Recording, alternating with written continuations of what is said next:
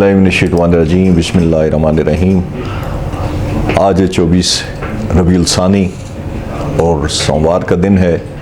1446 हिजरी 28 अक्टूबर 2024 ईस्वी और 14 कार्तिक 2081 मकरमी का साल चल रहा है। और ये है इजाफा न्यूज़। आज की बात के प्रोग्राम के साथ मैं आपका मेज़बान सैयद नजफ़ अली रज़ा शिराज़ी आपकी खिदमत में हाज़िर हूँ। पाकिस्तानी हलकों में एक बहस चल रही है कि नवाज़ शरीफ और काजी फैज़ ईसा में एक मुमासलत है, और वो बड़ी अजीब सी मुमासलत जिसे वो सारे सियासी हलके, समाजी हलके और सहाफ़ती हलकों में ये बहस है कि काजी फैज़ ईसा के चीफ़ जस्टिस का ओहदा संभालते ही नवाज़ शरीफ लंदन से पाकिस्तान तशरीफ़ ले आए थे और उनका ओहदा ख़त्म होते ही वो वापस लंदन सुधार गए हैं।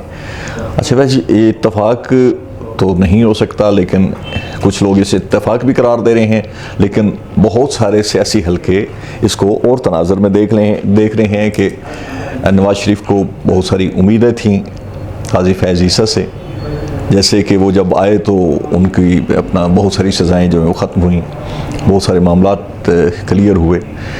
तो वो एक सवालिया निशान भी है, पूरी कौम के लिए हैरान कुन बात भी है कि काजी फैज़ ईसा के रिटायरमेंट के फौरी बाद नवाज़ शरीफ का पाकिस्तान से परवाज़ करके लंदन जाना एक सवालिया निशान है कि वो इस सारे मामले में अचानक और बिल्कुल ही अचानक तौर पर वो वापस चले गए, और उन्हीं दिनों में गए हैं जब वो अपना उनकी रिटायरमेंट का दिन था। अच्छा एक और बात है कि काजी साहब ने अपने आखिरी खिताब में एक बात का बड़े दबंग अंदाज में इतराफ़ किया, बड़ा हैरान कुन इतराफ़ था और मेरे लिए बड़ा ये शॉकिंग खबर थी। उन्होंने कहा कि उनसे लातादाद गलत फैसले हुए होंगे। ये कौन कह रहा है? पाकिस्तान का रिटायर्ड होने वाले चीफ जस्टिस, उनकी ज़बान मुबारक से जो जुमले निकल रहे हैं कि उनसे लातादाद गलत फैसले होंगे।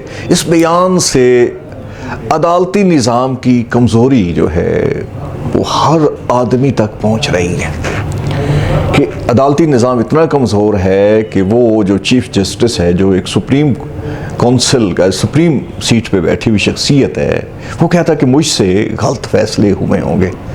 इसे हम किस अंदाज से देखते हैं, किस अंदाज में? क्योंकि पाकिस्तान के अवाम की नज़रें होती हैं, पूर्व पाकिस्तान के हर शख्स वो इंसाफ के लिए, अदल के लिए किस सिमत देख रहा होता है?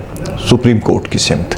अगर वहाँ से भी अगर ऐसी बात हो रही होगी, वहाँ से ये आवाज़ उठ रही होगी कि मुझसे भी कोई बहुत सारे गलत फैसले हुए होंगे, तो फिर आम शहरी क्या सोचेगा? वो क्या सोचेगा कि मेरे साथ मैं इंसाफ कहाँ से दूँ और कहाँ से ढूंढूँ इंसाफ, कहाँ से तलाश करूँ इंसाफ? और होना ये चाहिए था कि इतनी अजीम सीट पे बैठ के अपने फैसलों पे खुदा के सामने रख के अल्लाह के हुजूर, ज़ाहिर हर इंसान ने अल्लाह के हुजूर पेश होना है, तो उन फैसलों पर कोई कदगन नहीं होनी चाहिए थी। वो पूरे असूल और हर चीज़ को सामने रख कर फैसले किए जाने चाहिए।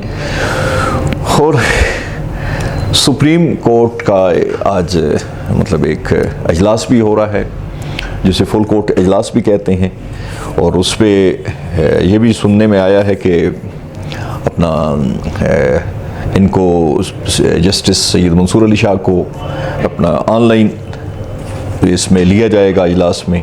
आज उसमें बहुत सारे फैसले भी मुतवक्को हैं, और नए चीफ जस्टिस साहब याहिया अफरीदी साहब के अपना सीट संभालने के बाद ये उनका पहला इजलास है, और इस पर बहुत ज़्यादा बेहतरी हो सकती है।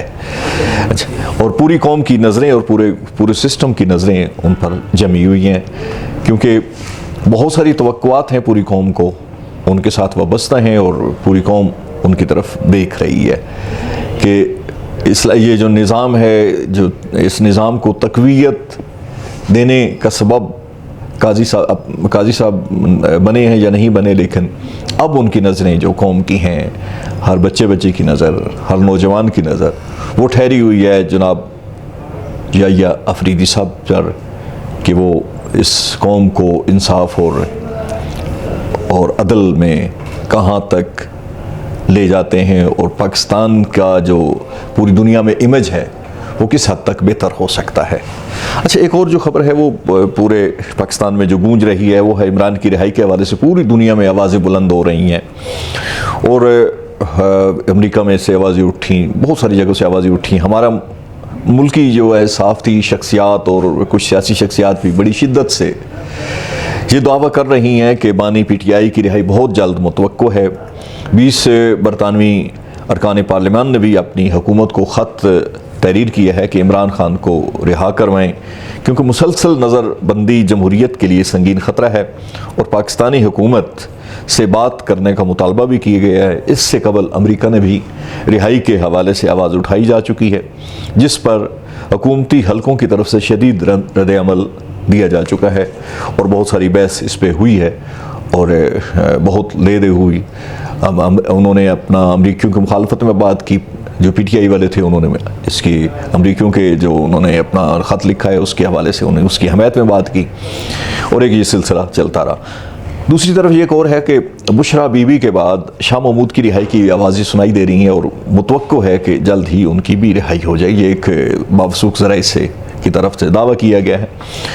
और बानी, एक और बड़ी अहम बात है कि बानी PTI ने आज तक डील नहीं की है और जिसकी वजह से वो अभी तक जेल की सलाखों के पीछे हैं। लेकिन कुछ दिनों से जो ख़बरें हैं वो एक हलचल मची हुई है, उनकी रिहाई की तवक्को की जा रही है और बहुत जल्द उनकी रिहाई मुतवक्को नज़र आ रही है। अच्छा, ये एक और ख़बर थी कि नवाज शरीफ का एमन फील्ड लंदन में इस्तकबाल हुआ। एक तरफ उनके अपने पार्टी कारकुनान थे जिन्होंने उनका इस्तकबाल अपने नारों से किया, लेकिन दूसरी तरफ से भी नारे लगाए गए। वो PTI के कारकुनान थे, उन्होंने नारे लगाए, रो नवाज रो और मरियम के पापा, जो आगे आपको पता है वो जुमला क्या है, वाले नारे गूंजते रहे। वैसे नवाज शरीफ की खामोशी भी अजीब सा तासर दे रही है कि इस अरसे में वो आए थे वज़ीर आज़म बनने के लिए, वो अपने वज़ीर आज़म की सीट संभालना चाह रहे थे, लेकिन वो सारा तनाज़र में देखने के बाद और अपने भाई को वज़ीर आज़म बनाने के बाद और अपनी बेटी को वज़ीर आला पंजाब बनाने के बाद उनकी खामोशी मैनी खेज़ है। इस खामोशी के पीछे क्या तूफ़ान है ये अभी समझ नहीं आ रही, लेकिन वो अपने इस पाकिस्तान से जहाँ वो क्योंकि चंद दिनों के लिए आए हुए थे तो वापस वो लंदन सुधार गए हैं। वो अपने सारे मामलात वहाँ देखेंगे और मेरे ख्याल में वहाँ बैठ के जैसे अल्ताफ़ हुसैन अपनी जमात की क़यादत करता था, वहाँ बैठ के वो अपनी जमात की क़यादत करते रहेंगे।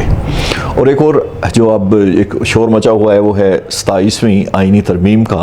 वो पूरे पाकिस्तान में, पूरी दुनिया में शोर मचा हुआ है। मुलाकातों और राब्तों का एक सिलसिला शुरू हो चुका है और स्पीकर कौमी असम्बली ने एक जुमला कहा है कि 27वीं आइनी तरमीम से उन्होंने बिल्कुल लाइल्मी का इजहार किया और कुछ होता तो मुझे पता होता, ये उन्होंने दावा किया है कि अगर कुछ होता तो मुझे पता होता। और मैं बड़ा हैरान हूँ कि पाकिस्तान के कौमी असम्बली के स्पीकर वो इस बात से बेखबर हैं, जबकि उनकी जमात और पीपल्स पार्टी के जो हैं मेन शख्सियात हैं वो मिल के इस पर पूरे एक अपना मुहिम चलाए हुए हैं। तो ये कैसे मुमकिन है कि वो बेखबर हों? लेकिन उन्होंने जियो के प्रोग्राम में ये दावा किया, उन्होंने कहा कि मुझे इस बारे में कुछ इल्म नहीं है। जबकि दूसरी तरफ शोबाज से बिलावल की वफूद की सतह पर मुलाकातें जारी हैं। 27वीं तरमीम के हवाले से सरगर्मियाँ गैर महसूस अंदाज में आगे बढ़ाई जा रही हैं। 27वीं तरमीम की भरपूर मुखालफत के लिए PTI ने भी लंगोट कसा हुआ है और उन्होंने पूरी तैयारियां कर ली हैं कि हमने हर सूरत में इसके ख़िलाफ़ आवाज़ उठाएंगे। और मौलाना साहब ने भी 1-2 दिन पहले अंदिया दिया था कि वो भी किसी और ऐसी तरमीम का हिस्सा नहीं बनेंगे और उसकी भरपूर मुज़ाहमत करेंगे। अब देखते हैं कि वो कितनी मुज़ाहमत करते हैं, या वो पहले की तरह फिर झाग की तरह बैठ जाते हैं, या एक तवाना आवाज़ बन के PTI का साथ देते हैं, या दूसरी कुछ और शख्सियात को साथ मिला के 27वीं तरमीम के ख़िलाफ़ आवाज़ उठाते हैं या खामोश होते हैं। यह आने वाला वक्त बताएगा। इन्हीं अल्फाज के साथ नजफ़ शिराज़ी को इजाज़त दीजिएगा। अल्लाह हाफ़िज़। पाकिस्तान ज़िंदाबाद।